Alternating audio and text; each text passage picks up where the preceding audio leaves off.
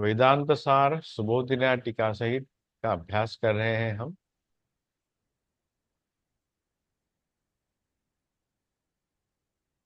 शांति मंत्र का पाठ करेंगे।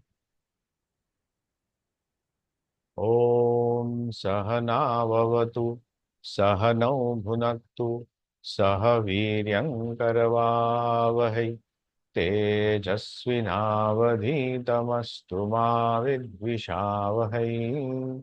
ओम शांति शांति शांति। ओम भद्रं कर्णेभिः शृणुयाम देवाः भद्रं पश्येमाक्षभिर्यजत्राः स्थिरैरङ्गैस्तुष्टुवागुंसस्तनूभिः व्यशेम देवहितं यदायुः। स्वस्ति न इन्द्रो वृद्धश्रवाः स्वस्ति नः पूषा विश्ववेदाः स्वस्ति नस्तार्क्ष्यो अरिष्टनेमिः स्वस्ति नो बृहस्पतिर्दधातु। ओम शांति शांति शांति।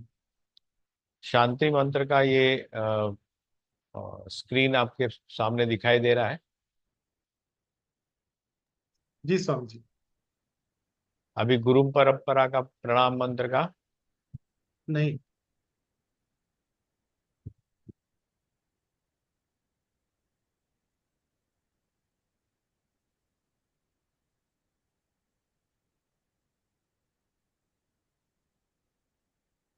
अभी आया। हाँ। सदाशिव समारंभां शंकराचार्य मध्यमाम् अस्मदाचार्य पर्यन्तां वन्दे गुरु परंपराम्। श्रुतिस्मृतिपुराणानाम् आलयं करुणालयं नमामि भगवत्पादं शङ्करं लोकशङ्करम्। शङ्करं शङ्कराचार्यं केशवं बादरायणं सूत्रभाष्यकृतौ वन्दे भगवन्तौ पुनः पुनः।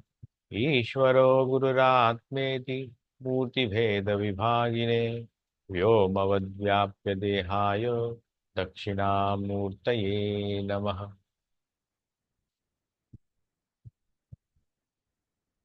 वेदांत सार का प्रथम श्लोक पाठ करेंगे। अखंडं सच्चिदानंदं अवांग मनसगोचरम् आत्मानमखिलाधारम् आश्रयेऽभीष्ट सिद्धये। सुबोधिनी टीका का प्रणाम मंत्र। कृष्णानंदं गुरुं नत्वा परमानंदमद्वयम् वक्षे वेदांत सारस्य टीकाम् नाम्ना सुबोधिनीम्।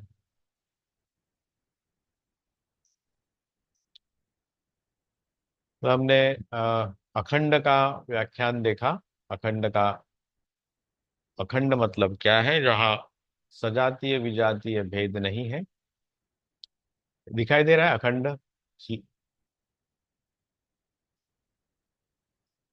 अखंड की स्लाइड।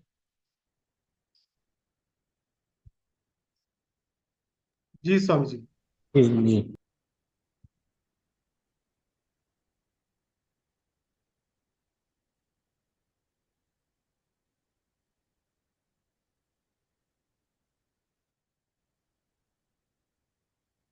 और कल हमने देखा वेदांत किसे कहते हैं। स्लाइड दिखाई दे रही है। जी। तो आप आपको किसने समझो पूछा वेदांत क्या है बताइए, तो आप क्या कहेंगे।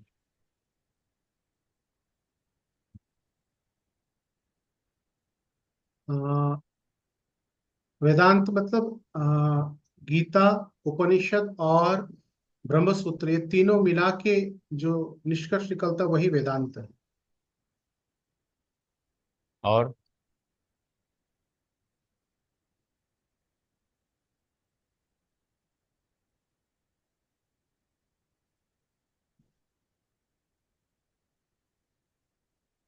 suggested answers are in front और of you. Pardon please Swami ji. कुछ किसी एग्जाम के पहले एक सजेस्टेड आंसर्स बोल के बाजार में मिलता है। तो ये आपके सामने खोल के रखा है, यहाँ जो लिखा है वही बताना है आपको। अच्छा अच्छा। वेदांत नाम उपनिषद प्रमाणम तद उपकारिणी शारीरिक सूत्र आदिनी च इदानीं सर्वस्यापि वस्तु विचारः। वस्तु विचार मतलब ब्रह्म का विचार, आत्मा का विचार, उद्देश्य पूर्वक। उद्देश्य क्या है? मूल अज्ञान का समूल नाश, अज्ञान की प्राप्ति। वेदांतम वही प्रतिज्ञातम वेदांतम नामत निर्दिशति वेदांत नाम है। वही जो वेदांत के नाम से जो जाना जाता है वही उपनिषद है। वो क्या क्या है? वेदांत का सार तत्व वेदांत सार है।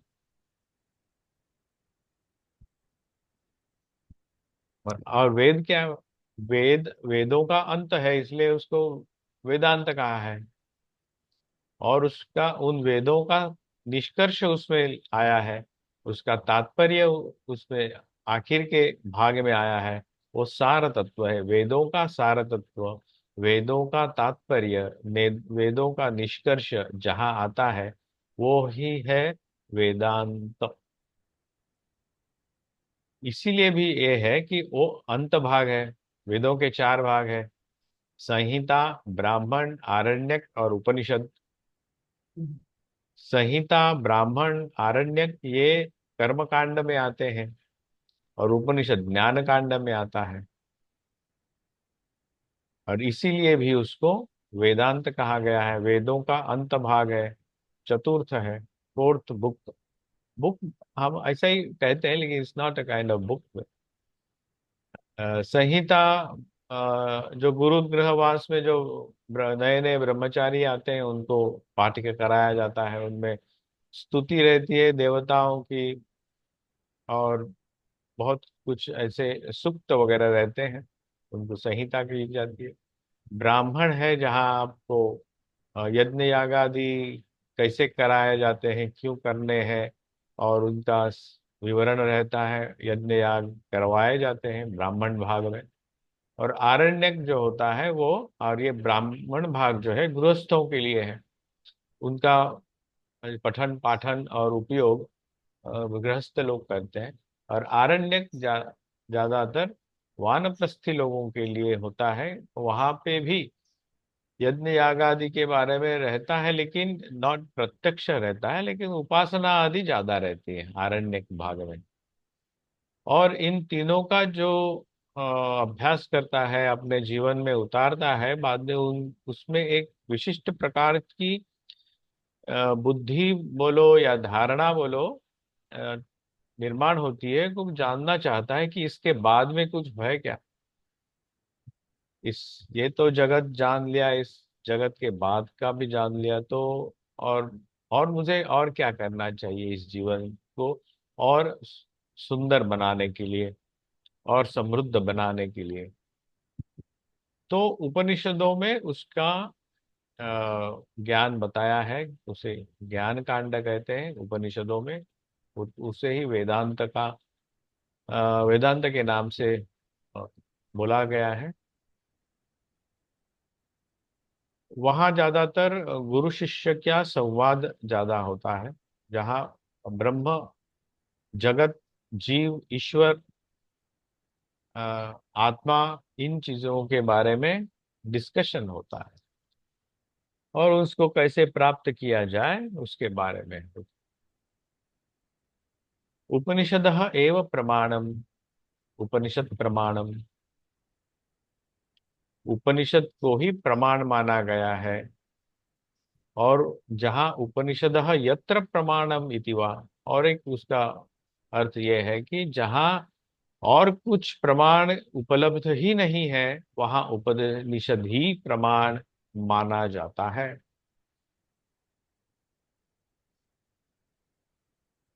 तो हमने देखे कि छह वेदांत के प्रमाण वेदांत के माने हैं: प्रत्यक्ष, अनुमान, उपमान, शब्द, अर्थापत्ति, अनुपलब्धि। ये स्लाइड दिखाई दे रहा है आपको, वेदांत शास्त्र के प्रमाण। जी सर जी। जी। तो हम उसमें से जो चतुर्थ शब्द प्रमाण है, स्क्रिप्चरल स्टेटमेंट है, उपनिषद के नाम से वो जाना जाता है, उसको ही हम अभी अभ्यास में लेंगे। बाकी के प्रत्यक्ष, अनुमान, उपमान, पहले तीन और उसके बाद के दो जो है अर्थापत्ति, अनुपलब्धि, उसका अभ्यास हम बाद में करेंगे। पहले उपनिषद जानते हैं क्या है, और शब्द प्रमाण को ही पहले क्यों हमें मानना है। हमें प्रत्यक्ष तो सामने है, लेकिन हमने कल देखा कि प्रत्यक्ष का कुछ उपयोग नहीं होता, वो चेंजेबल है प्रत्यक्ष प्रमाण। मैंने इंद्रियों से ग्राह्य जो ज्ञान है वो बदलते रहता है, मेरा अलग आपका अलग। मेरा ही बचपन में अलग ज्ञान होगा, उसी आज अलग है, और किसी साल में अलग रहेगा। और इंद्रियां जब दुर्बल पड़ती है तो ज्ञान नहीं प्राप्त होगा।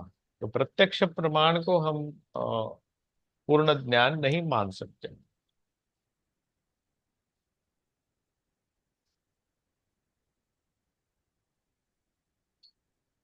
तो इसलिए सिद्धांत का रहस्य हम जानना चाहेंगे। Are you interested? जी स्वामी जी, द सब कुछ में सीक्रेट। इंटरेस्ट है। जी जी देखो, जी। द सीक्रेट है, सीक्रेट बताने जा रहे हैं, सिद्धांत रहस्यम। ये शब्द आपने सुना है कुछ दिन पहले मेरे से, इसी वक्त आया था यहाँ पे। शायद आपने बोला होगा, पर कोई स्मरण में नहीं आ रहा है। हाँ देखो यहाँ पे, ये जो दिखाई दे रहा है वेदांत, थर्ड सेंटेंस, वेदांत हाँ। सारम वेद अंतानाम उपनिषद वाक्य जातानाम मध्य यत् सारम सिद्धांत रहस्यम। ये हम्म। वेदांत का जो सार है, वेदों का जो सार है, वही सिद्धांत है, और वो वही रहस्य है। वो रहस्य क्या है? वो है यस्मिन् ज्ञाते पुनः ज्ञातव्यम न अवशिष्यते। जिसके जानने के बाद, जिस ज्ञान के बाद हमें और कुछ जानने की आवश्यकता नहीं होती। इसका मतलब क्या, हम मूढ़ बन जाते हैं क्या? जानना क्या होता है? क्या मेरी बुद्धि अगली नश्कर में हो जाएगी? मैं कुछ समझने के काबिल नहीं बनूंगा, ऐसा कुछ है? जिसके जानने के बाद और कुछ जानना नहीं होगा, इसका मतलब क्या है?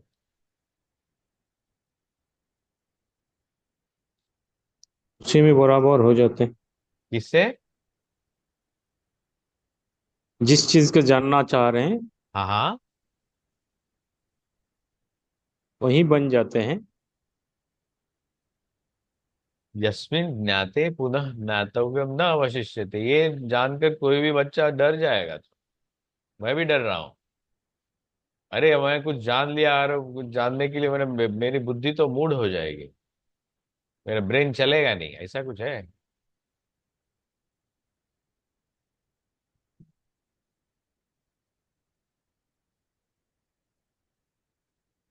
यस्मिन ज्ञाते, यहाँ शायद मेरा ज्ञातव्य है, न अवशिष्य।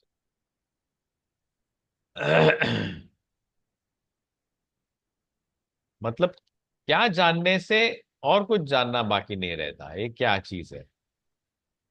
जानने की चीज क्या है? हम जगत की चीजें जानते हैं, सब कुछ जानते हैं, ये जाना वो जाना, इस जगत के बाद में जाना।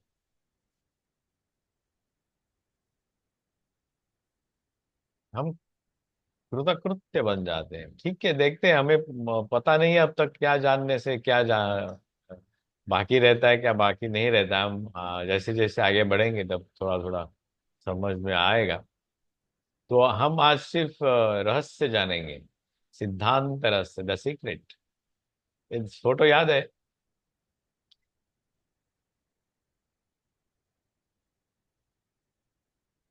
ये देखा है? ठीक समझे। हाँ। सिद्धांत का रहस्य हम आज जानेंगे, उपनिषद शब्द का अर्थ जानेंगे। और ऋषि बोलता है ना कि वेदांत के सिद्धांत का रहस्य वो कहाँ है, छुपा है, वो है उपनिषद में। वेदांत में तो शब्द का विच्छेद करते हैं। उपनिषद और क्विप प्रत्यय से उपनिषद बना है। ओम नमो भगवते वैवस्वताय मृत्यवे ब्रह्म विद्याचार्याय नचिकेतसे च। हम भगवान वैवस्वत, जिसे मृत्यु भी कहते हैं, यमराज, वो हमारे ब्रह्म विद्या के आचार्य हैं, उन्हें हम नमस्कार करते हैं। और वैसे ही नचिकेता को भी नमस्कार करते हैं, क्योंकि उसके वजह से ही हमें ये ब्रह्म विद्या के मूल आचार्य प्राप्त हुए हैं, मृत्यु, यमराज, वैवस्वत।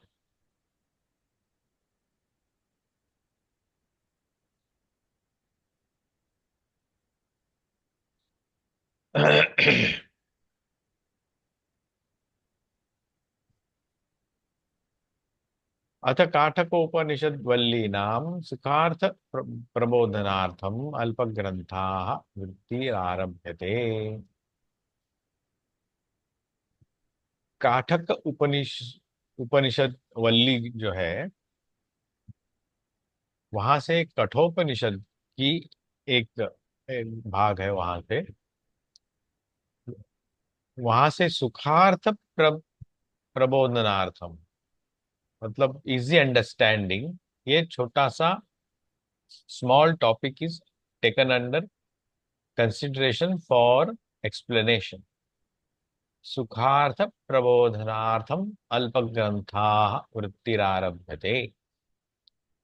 सदे धातो हो, सद धातु का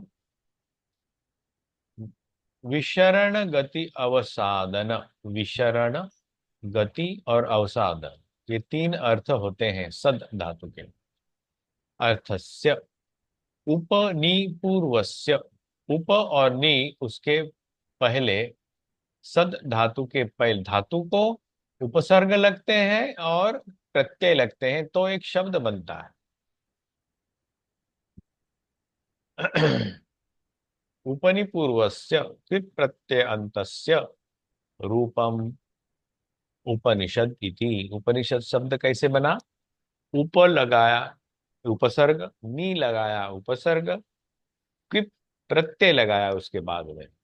सद के पहले उप नी है और उसके बाद सद के बाद कृत प्रत्यय लगाया, उसको सबको मिला करके उपनिषद ये शब्द रूप बना।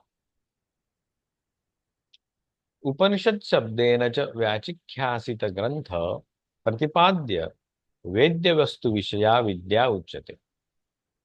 उपनिषद, ये इस शब्द से जो व्याख्यान किया गया है उस ग्रंथ में, जो प्रतिपाद्य और उन्हें बोला गया है और जो जानने योग्य वेद्य वस्तु विषय विद्या, उसे विद्या कहते हैं। उपनिषद के नाम से उपनिषद विद्या कहा गया है। उपनिषद ग्रंथ भी है और उपनिषद विद्या, उसमें वेद्य वस्तु विषय, वस्तु विषय मतलब आत्मा के बारे में,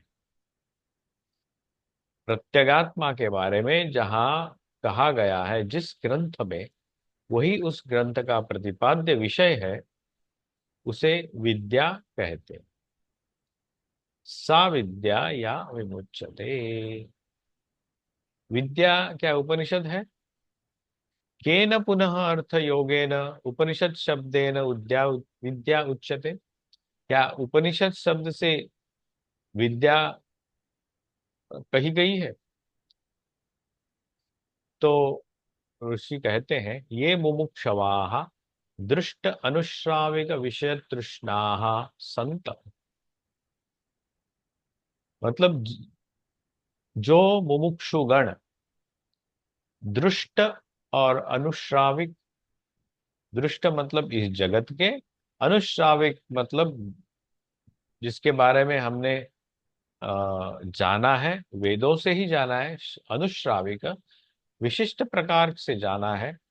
पहले किसी ने वो अनुष्ठान किया था, वो परंपराक्रम से जाना है, वेदों से ही जाना है।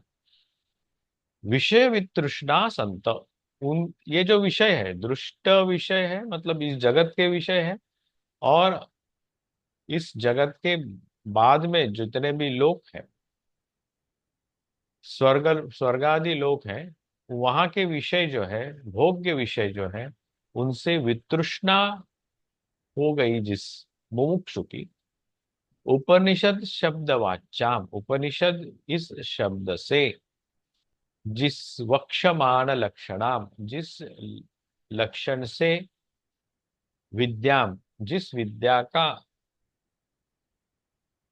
विद्या को लक्ष्य किया जाता है, विद्या को पॉइंट आउट किया जाता है, उपसन्न, उपगम्य, मतलब उसके नजदीक जा करके, उसके नजदीक बैठ करके, तत्निष्ठतया, उसमें निष्ठा से, मतलब लगन से, निश्चयेन शीलयंती, उसका पालन करता है, अपने आप में ग्रहण करता है, मन से। और फिजिकल मेरे नजदीक जाना, फिजिकल एक्टिविटी हो गया। निश्चयेन शीलयंती, उसका मतलब हुआ मेंटली एंड बौद्धिक और मानसिक रूप से उसका ग्रहण करता है, वो पूर्णता से ग्रहण करता है उस विद्या का। तेषाम, उन, तेषाम कौन, मुमुक्षवाः, उन मुमुक्षुओं का, अविद्या आदे, अविद्या आदि मतलब उसके बाद में जितने भी प्रकार आते हैं, संसार बीजस्य, अविद्या क्या है, संसार का बीज है।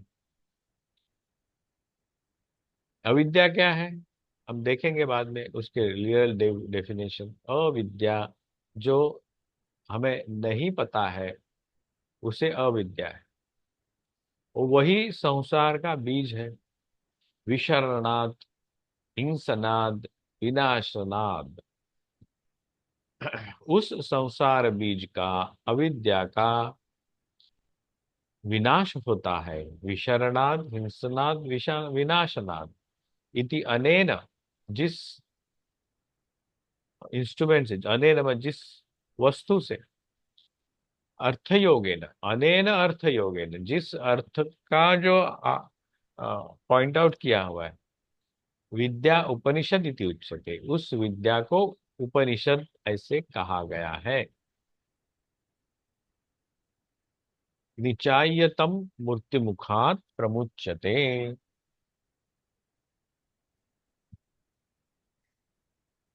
मृत्यु से वो राहत पाता है, छुटकारा पाता है। क्या उसकी मृत्यु नहीं होगी? तो अच्छा ही है ना हमारे लिए, हम विदाउट मृत्यु। लेकिन मतलब बाद में कुछ सालों के बाद हमारे मुंह से निकलेगा जब बूढ़े हो जाएंगे, पर छुटकारा करो भाई हमारा इस जगत से।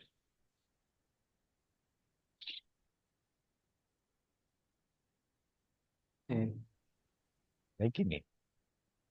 इसका मतलब है हिंसनाद, विनाशनाद, मतलब क्या करता है?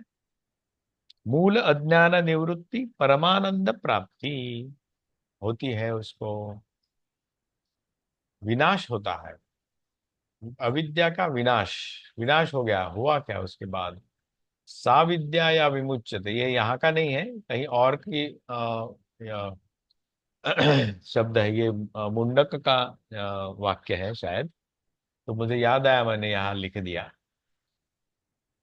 विद्या किससे कहते हैं? उपनिषद को कहते हैं। और ये विद्या क्या है? जिसके आचरण से, जिसके नजदीक जाने से संसार बीज जो अविद्या है उसका नाश होता है, मूल अविद्या का नाश होता है। नजदीक जाने से, उपसन्न, उपगम्य,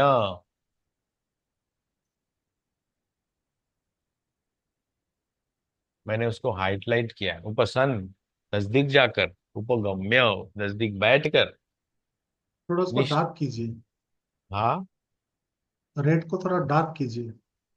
अच्छा, इक्का है। अभी ठीक है। हाँ, आप ठीक है। उपसन उपगम्य। तो नजदीक जाने से ही हम ध्वंस हो जाएंगे। Is a kind of petrol. समझो पेट्रोल से हम पूरे नहा गए हैं और किसी अ, अग्नि के पास से जाएंगे तो पूरा तुरंत भस्म हो जाएंगे।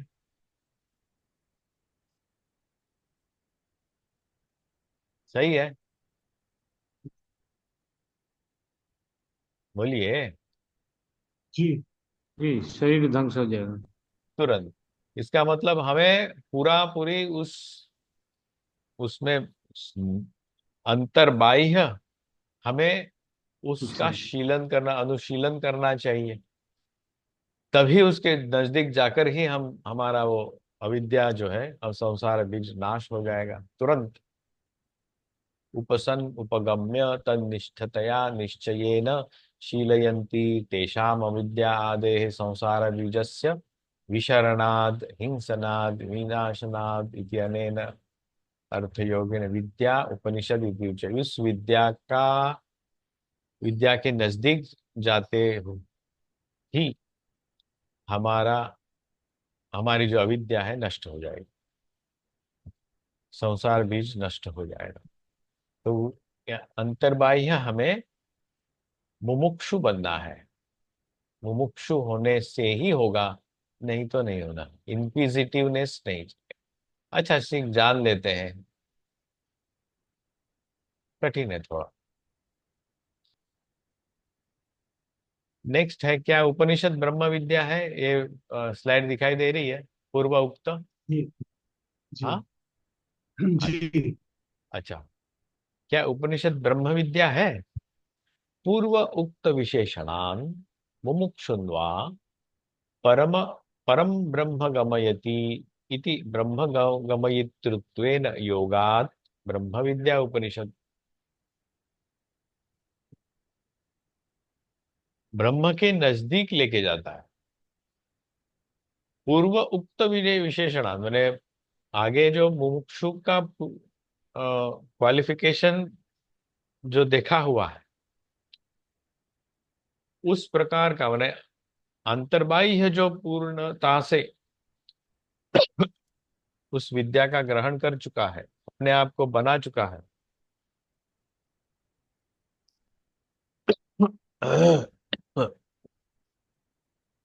वो परम ब्रह्म गमयति, परम ब्रह्म के परम ब्रह्म के पास चला था। ब्रह्म गमयितृत्वेन योगात। ब्रह्म के पास जाने की जो विद्या है, ब्रह्म विद्या उपनिषद इति, उसे ही ब्रह्म विद्या कहते हैं। और एक वाक्य उदाहरण दाखल माने यहाँ ये इसलिए कहते हैं कि अ, शब्द प्रमाण है। ये शब्द प्रमाण यहाँ पे देते हैं वो। ब्रह्म प्राप्त विरज अभूत विमृत्यु हो। ये उदाहरण दाखल देते हैं किसी उपनिषद से, जो उन्होंने वक्तव्य किया ऊपर का, पूर्व उक्त विशेषणान मुक्षुन्वा। ये शांकर भाष्य का भगवान आदि शंकराचार्य कहते हैं कि पूर्व उक्त विशेषणान मुमुक्षुन वा। मुमुक्षुन वा म्हणजे जो मुमुक्षु है वो, या कोई और, वो डायरेक्ट उसे पता नहीं है मुझे मुक्ति की इच्छा जिसको है, उसे मुमुक्षु कहते हैं। उसे पता नहीं है कि वो उसको वो मुमुक्षु है या नहीं है। लेकिन पूर्व उक्त विशेषण उसके पास समझो है, उसने वो विद्या का ग्रहण किया हुआ है। उसने समाधि संपत्ति और वितृष्णा उसके मन में प्राप्त जगत के प्रति और दूसरे जगत के प्रति भी वितृष्णा उसके मन में है, तो he is qualified to tread the path of Brahma. ब्रह्म विद्या के पास गमयित्रु हो जाता है। गमन करने योग्य। इस बात को ब्रह्म प्राप्त विरजः अभूत विमृत्यु दूसरे एक उपनिषद से निकाल करके यहाँ पे देते हैं, दूसरे कहीं से नहीं, इसी उपनिषद से, कठोपनिषद की द्वितीय वल्ली तीसरा श्लोक, वहां से द्वितीय कठ कठ सॉरी, और 3:2-3:18 यहाँ से निकाल करके वो वहां पे लिखते हैं, ब्रह्म प्राप्त विरजः अभूत विमृत्यु हो, जो जिसे ब्रह्मत्व की प्राप्ति होती है, वीरजः जो वीरज मैंने अपने से पूर्णतः अपने आप को पवित्र कर चुका है, अभूत, वो विमृत्यु को प्राप्त होता है, वो मरता नहीं है, अमर हो जाता है। मतलब उसको अ, ये मृत्यु के बारे में हम बाद में देखेंगे, ये विमृत्यु क्या है, उसको ब्रह्म प्राप्ति हो जाती, ब्रह्म प्राप्त विरजः अभूत विमृत्यु हो। यहाँ पे भी लिखते हैं, निचायतम मृत्यु मुखात प्रमुचते, मृत्यु के मुख से उसकी उसका छुटकारा होता है, और यहाँ कहते कि विमृत्यु को प्राप्त होता है। और आगे फिर से पूछते हैं, क्या नचिकेत अग्निविद्या उपनिषद है ये, स्लाइड दिखाई दे रहा है, नाचिकेत अग्निविद्या। जी अच्छा, जी ये नाचिकेत अग्निविद्या क्या उपनिषद है, ऐसा पूछते हैं। लोक आदि ब्रह्मजन्य यह अग्नि ही, मैंने सामान्य लोकों में, मैंने पृथ्वी में, और तद विषया स्वर्गलोक फल प्राप्ति हेतुत्वेन, जो जो यज्ञ याग करते हैं वो वैश्य ही के रहते, विषया विषयाया स्वर्गलोक प्राप्ति होती है हेतुत्वेन, वो स्वर्ग, उसके बाद क्या होता है, गर्भवास जन्म जरा आदि उपद्रव वृंदस्य, फिर से इस पृथ्वी पे आना पड़ता है, क्षीणे पुण्य मर्त्यलोकम विशंति, लोक अंतरे पौनः पुण्येन प्रवृत्तस्य, लोक अंतरे, लोकांतरे मतलब इस पृथ्वी पे रह के यज्ञ याग किया, पृथ्वी का भोग किया, उसके बाद स्वर्गलोक में गए, वहां से और की, वहां पे भी यज्ञ याग किए, उसके बाद और किसी लोक में गए, करते करते सब घूम घाम कर बाद में बोले तुम्हारा अकाउंट खत्म, वापिस नीचे। तो पुनः पृथ्वी लोक पे आना पड़ेगा, और ये पृथ्वी लोक है मर्त्य लोक, मर्त्य लोक मतलब जब जन्म लेना पड़ेगा तो भी मृत्यु, यहाँ ऐसे ही टपकने नहीं ऊपर से, गर्भवास होना पड़ेगा, जन्म जरा आदि उपद्रव से गुजरना पड़ेगा, पौन पुण्येन प्रवृत्तस्य अवसाद इत्युत्वेन, उससे अवसाद प्राप्त हुआ, नहीं भाई बहुत हो गया, बहुत बार घूम घाम के आए, शैथिल्य आपाद अनेन धातु अर्थ योगात, उस प्रकार का जो पुनः पुनः जाना और आना जो है ना, इससे हमारे मन में अवसाद आता है, फ्रस्ट्रेशन आता है, या डिजेक्शन आता है, भाई नहीं भाई बहुत हो गया, जो घूम के आया वही बता सकता है, हमारे जैसे नहीं बता सकता, हमें पता ही नहीं है।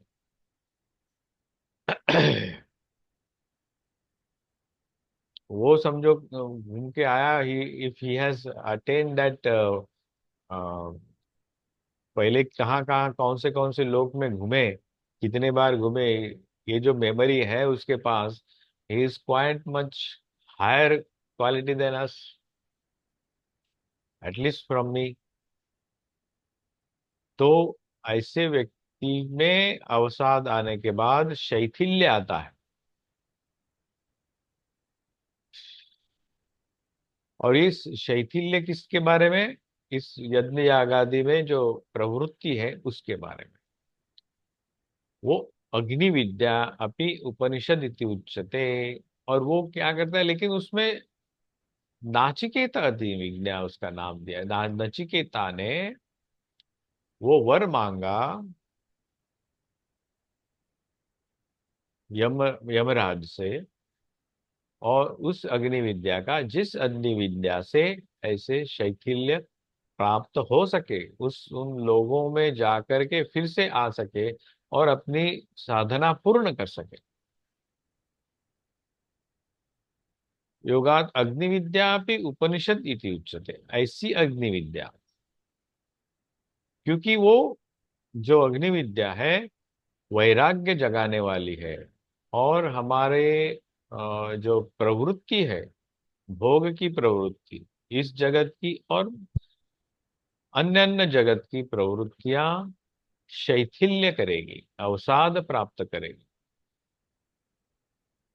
ऐसी विद्या भी उपनिषद कहा गया है, क्योंकि इस उपनिषद में ही अपने जो ब्रह्म विद्या के आचार्य हैं, उन्होंने नचिकेता को दी है वो, और नचिकेता ने मांगी है वो, और इसलिए उसे भी उपनिषद कहा गया है। तथा च वक्ष्यति स्वर्गलोकाः अमृतत्वं भजन्ते। फिर से एक बार शब्द प्रमाण का उदाहरण देते हैं। शब्दों से मतलब उपनिषदों से ही निकाल करके प्रमाण प्रस्तुत करते हैं, एविडेंस। स्वर्गलोकाः अमृतत्वं भजन, अमृतत्व पहले कहा गया है कि वहां हम मृत्यु के मुख में नहीं पड़ते। मृत्यु मुखात प्रमुच्यते, मृत्यु के मुख से छुटकारा हुआ। दूसरे बार बोला कि विमृत्यु हो, मैंने मृत्यु को प्राप्त नहीं होता। और अभी क्या बोलते हैं, अमृतत्व भजन्ते स्वर्गलोका, मतलब उन स्वर्गलोक में अमृतत्व मतलब कायम का अमृतत्व नहीं होता, एक्सटेंडेड पीरियड, अनादि नहीं है। अनादि और अनंत, अनंत काल तक नहीं है, अमृतत्व नहीं होगा वहां पे। अंत होगा लेकिन एक्सटेंडेड पीरियड होगा थोड़ा। फिर से तुम आपको आना पड़ेगा, उस ज्ञान प्राप्त होगा उस स्वर्गलोक में, और वो उसी स्वर्गलोक से फिर से मृत्यु लोक में, मतलब इस पृथ्वी पे जन्म नहीं होगा। स्वर्गलोक से और किसी लोक में जाएंगे, वहां से और किसी लोक में जाएंगे, करते करते क्रम मुक्ति होगी, ऐसे कहा जाता है। तो ये तीन अर्थ हमने देखे उपनिषद के। पहला उपनिषद का अर्थ होगा जो विशरण गति अवसादन। अवसादन का वो पहला, विशरण मतलब जिसका पहले नाश होता है, अविद्या का नाश किया। उसके बाद गति, कहाँ गति हुई, तुम्हारे ब्रह्म के प्रति गति हुई, मतलब the mind becomes capable of considering Brahma as a attainable. और अवसादन, वहां से अ, इस जगत से छुटकारा पा करके इस लोक से स्वर्ग लोक या और कहीं जाकर के क्रम मुक्ति में चले जाते हैं। इसे पहला है उपनिषद, एक अर्थ है विद्या। दूसरा उपनिषद का अर्थ है उसका गमन करना ब्रह्म विद्या के पास, वही है। और तीसरी विद्या अग्नि विद्या है। और अब पूछते हैं क्या यह ग्रंथ भी उपनिषद कहलाएगा? ये स्लाइड दिखाई दे रही है।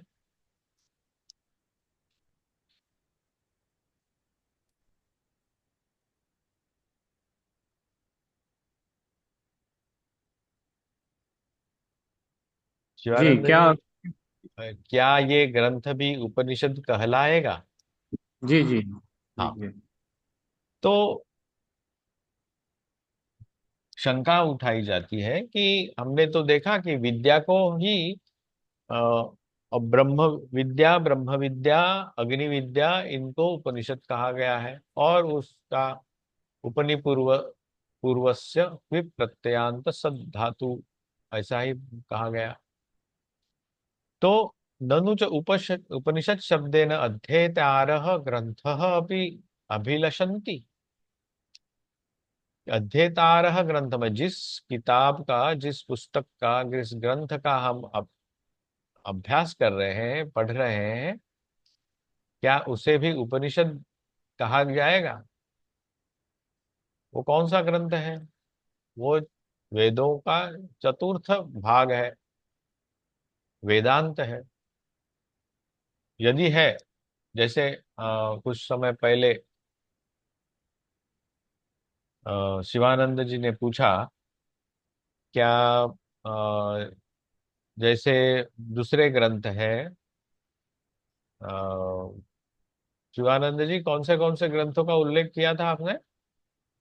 मैंने अष्टावक्र गीता, योग वशिष्ठा, पतंजलि योग सूत्र और हाँ। नारद भक्ति सूत्र। हाँ, नारद भक्ति सूत्र छूट गया। ठीक है। ये जो ग्रंथ है, अष्टावक्र गीता, ना, उसके बाद ये जो ग्रंथ कहाँ से आए हैं? ये अलग किसी कादंबरी में नहीं आए ना, उसी कालखंड के, उसी वेदों से, उपनिषद का ये एक भाग है। जी और ये भी गुरु शिष्य का ब्रह्म के प्रति एक संवाद है। जी जनक राजा के दरबार में जो ब्रह्मज्ञ ऋषि बैठे हैं, और उनकी आलोचना हो रही है आत्मा और ब्रह्म जीव जगत के बारे में। तो ये उपनिषद के ही विषय है, वेदांत के ही विषय है। उपनिषद शब्देन अध्येतारः ग्रंथ अभिलषन्ति। ये पूछता है, उपनिषद अधिमहे अध्यापयामः इति च। हम उपनिषद पढ़ रहे हैं, उपनिषद का हम अध्यापन, मतलब उपनिषद को पढ़ा रहे हैं, इति ऐसे कहा जाता है।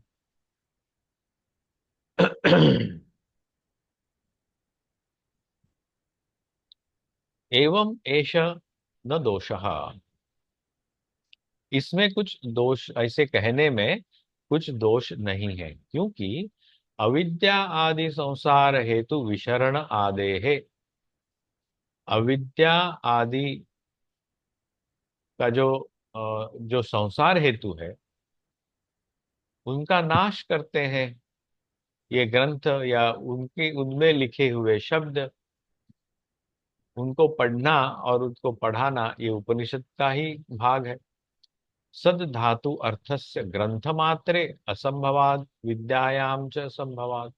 जो सिर्फ ग्रंथ होने से वो असंभव है, लेकिन उसकी विद्या जो है अंदर लिखी हुई, उससे ही संभव होता है। मतलब उस ग्रंथ में जो लिखी हुई विद्या है, उसे पढ़ना पड़ेगा, समझना पड़ेगा, आत्मसात करना पड़ेगा, अपने जीवन में उतारना पड़ेगा, तब ही संभव होगा। इसलिए जब उपनिषद कहते हैं, यदि हम उसको, एक किताब को, पुस्तक को, कुछ अ, कागज के एक पुंज को कहते हैं, लेकिन असल हमारा जो उद्देश्य होता है, वो होता है उसमें से लिखी हुई विद्या, ज्ञान। ग्रंथस्य अपि तत् अर्थेन तत् शब्दत्व उपपत्तेः।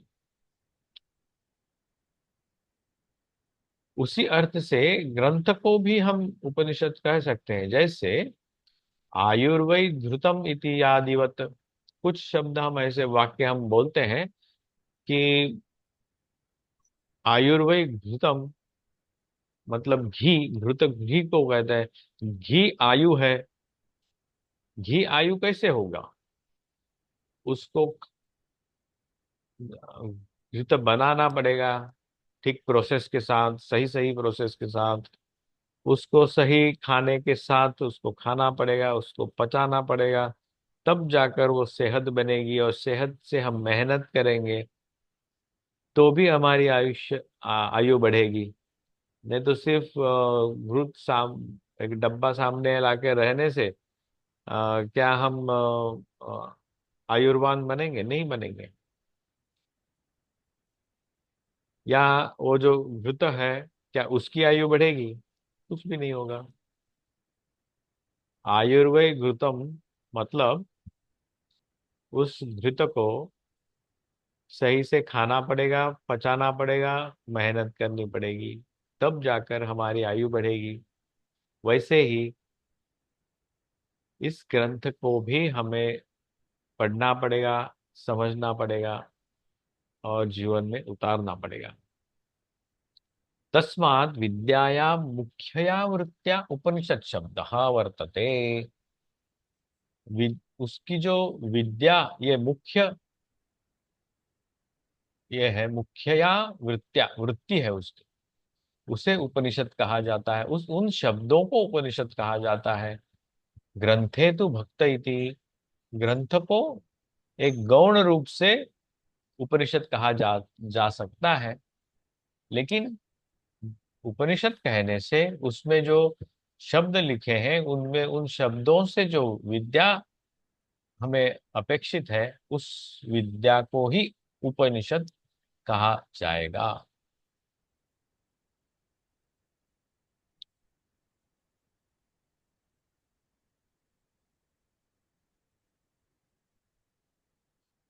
तो आज इसी नोट पे हम उपनिषद इस शब्द के साथ ही अ, हम आज का जो पाठ है यहाँ रोकते हैं। अ, आपको कुछ पूछना हो तो पूछ सकते हैं उस उपनिषद के डिस्कशन के बारे में। तो मैं शायद पहले से वो जिस जहाँ से चालू हुआ है उपनिषद शब्द का विवरण, वहां से मैं एक करता हूँ। वेदांत यहाँ जो है ना, यहाँ से चालू होता है ऐसा। वेदांत सारम वेद अंतानाम उपनिषद वाक्य जातानाम मध्ये यत् सारम सिद्धांत रहस्यम यस्मिन् ज्ञाते पुनः ज्ञातव्यम न अवशिष्यते तम वेदांत सारम यथामति बुद्धिम अनतिक्रम्य वक्षे प्रतिपादयिष्ये इति अर्थः। यहाँ से हम वेदांत में प्रवेश करते हैं। उसके बाद वेदांत, और वेदांत मतलब क्या है? वो उपनिषद प्रमाणम, वेदांत का उपनिषद को ही वेदांत के नाम से कहा गया है, तो उसे ही प्रमाण माना गया है, और वो शब्द प्रमाण है, वेदों का अंत है। और ये 6 प्रमाण हमने देखे, उनमें से चौथा जो शब्द प्रमाण है वो उपनिषद है। और उस सिद्धांत रहस्य को हम अभी उजागर करते हैं। उपनी, ये 2 उपसर्ग लगे हैं, ये सद धातु है। क्विप प्रत्यय। स्लाइड दिखाई दे रही सामने उपनिषद शब्द का अर्थ से? जी। हाँ। तो ये जो पार्ट है मैंने कठोपनिषद से उठाया है, यहाँ लिखा है। मूल ग्रंथ में ये पार्ट नहीं है वेदांत सार के। तो ये उपनिषद शब्द समझाने के लिए वहां से मैंने उठा करके यहाँ टाइप कर दिया है, हमारे सुविधा के लिए, समझने की सुविधा के लिए। तो सद धातु के 3 अर्थ। विशरण गति अवसादन, खत्म करना, नाश करना, आगे बढ़ना, और क्रम से आगे बढ़ते ही जाना, बढ़ते ही जाना, अवसादन, और ढिलाई करके अ, चला जाना आगे।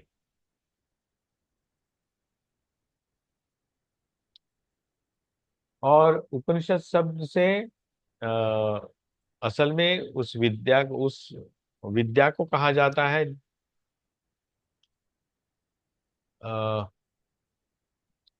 और वो विद्या प्राप्त करने के लिए उपसंग उपगम्य, नजदीक जाना पड़ता है। और किसके नजदीक वो बाद में देखेंगे। वो पहले आप हमें मुमुक्षु होना पड़ता है, मुमुक्षवः। दुष्ट अनुष्ठाव के विषय वितृष्णा होनी पड़ेगी। और उसके बाद गुरु के पास जाएंगे, उपसन्न उपगम्य, गुरु उपगम्य, उनके पास जाकर के उस विद्या का लाभ करेंगे तो क्या होगा, अविद्या आदि संसार बीजस्य विसरणात्, उसका नाश होगा। अविद्या का, संसार बीज का, मूल अविद्या का नाश होगा। नाश होगा तो तुरंत परमानंद की प्राप्ति होगी। मृत्यु से विमुख हो रहेंगे। मृत्यु मुखात् प्रमुच्यते।